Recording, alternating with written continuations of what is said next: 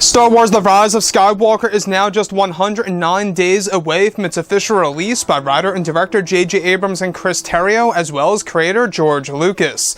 This is Mike Zero. Make sure to subscribe if you're new to the channel for future Star Wars content. Now, ever since the release of both the first teaser and the second teaser trailer of The Rise of Skywalker at both Celebration, D23, and on Good Morning America, a lot of fans have been very excited about new and upcoming footage related to The Rise of Skywalker by JJ to get a better idea and sense of this movie and exactly where JJ, George, and Chris are taking the fans to truly end the Skywalker saga forever by Disney and Lucasfilm as well. Now, these past couple of weeks or so, we've been learning a whole lot more about this film, and when it all comes down to various shot descriptions of the upcoming and final trailer of Episode 9, this is where things begin to get very exciting for this movie. Now, specifically, shot descriptions consisting of a sequence where it's explained that Rey is in the middle of the woods on an unknown world that may be Yavin 4 or the forest moon of Endor, training with her lightsaber by cutting trees and lifting boulders, where it's described that Leia is seen in the background smiling at Rey. It said that in the upcoming trailer, it will tease how Leia will be training Rey briefly in the very beginning of the film, since Luke is not around in the first act of the film for Rey. This is described to connect to what fans saw at D23 in the second teaser, where both Leia and Rey are in the same exact environment. The next describes a sequence in which Kylo is said to ignite his red lightsaber on a strange world, where he is described to be attacking strange creatures or humans in bulky black armor, slaughtering them one by one. Now, it's explained that Kylo Ren is doing this with the Knights of Ren in the background, where the Knights are described to be using ancient Sith blades. The next explains Rey heading into a strange place that shows Jedi ruins, where the Force Ghost voices of both Anakin and Obi-Wan Kenobi are heard in the background.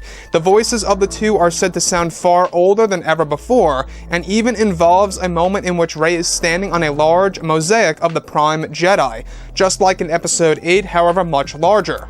Lastly, it's said that one of the sequences goes over a moment in which Kylo Ren is resting his forehead on the forehead area of Vader's melted helmet, where he appears to be frustrated and sad at the same exact time, where a fire is seen in the background.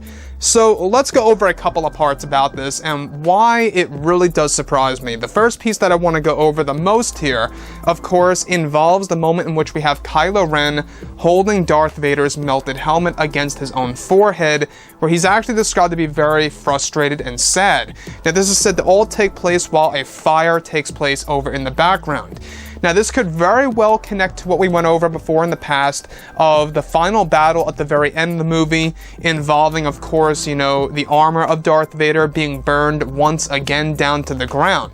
Now, in case you guys did not know, one of the scenes in this movie is going to set up Vader's armor to actually be set up like a scarecrow by Kylo Ren and the Knights of Ren to make it like an actual figure standing up, where the helmet will be the final piece that will rest on top of it all.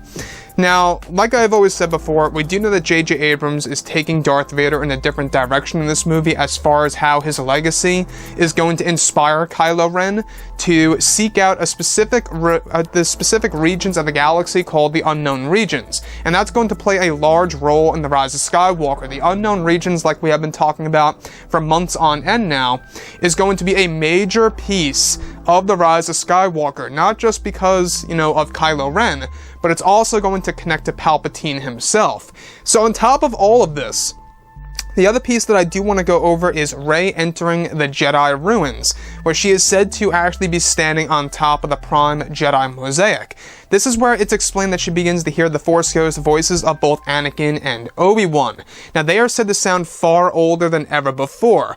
Now, this alludes to, of course, how Disney and Lucasfilm have plans in place to create far older versions of Anakin and Obi-Wan in The Rise of Skywalker, and that JJ also wants to fully explain as to why Kenobi was reaching out to Rey in some way, shape, or form in The Force Awakens, and that will be explained in Episode 9 in greater depth. Now, the other piece that I do want to go over here, of course, is how Leia is said to be training Rey in the upcoming final trailer of The Rise of Skywalker in the very beginning of the movie. So this is actually said to tease a moment in the very beginning of Episode 9, where both Leia and, of course, Rey are on either the forest moon of Endor or on the world of Yavin 4, where she's cutting down trees and lifting boulders. We got a little tease of this, of course, at D23, and there's two separate shots. If you guys actually examine it carefully, you will realize that it's the same exact environment, and it does now, make a lot of sense as to why Leia is smiling at something or somebody's, because, well,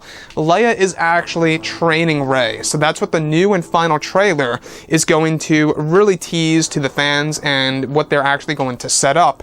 So anyways, guys, drop a comment below. Let me know what you think about all of this in the comments. And if you guys did enjoy the content for today, do make sure to drop a thumbs up on this video to support the channel. I thank you all so very much for the kind support, and I'll catch you guys next time.